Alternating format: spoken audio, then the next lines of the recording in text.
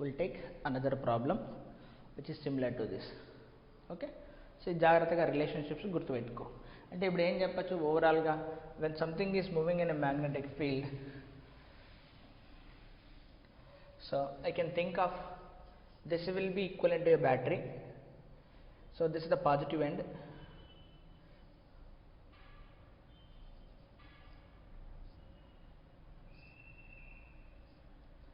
this is the end P, and this is the end Q, and this rod is also made with some material, so definitely it will have some resistance, and this is the potential difference.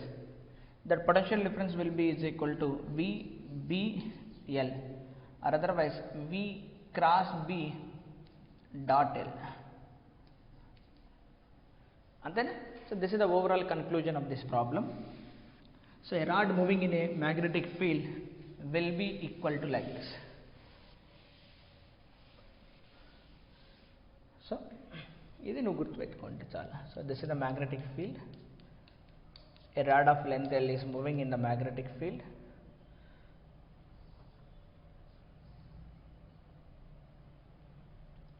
With a velocity v which is perpendicular to the length of the rod. This end is the end P and this end is the end Q. Okay, like that.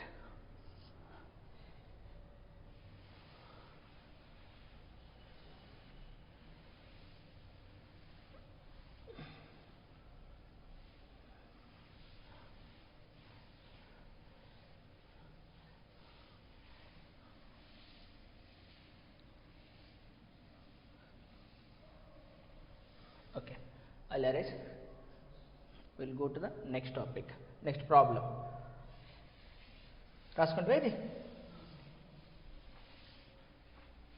R will be the electrical resistance of that rod.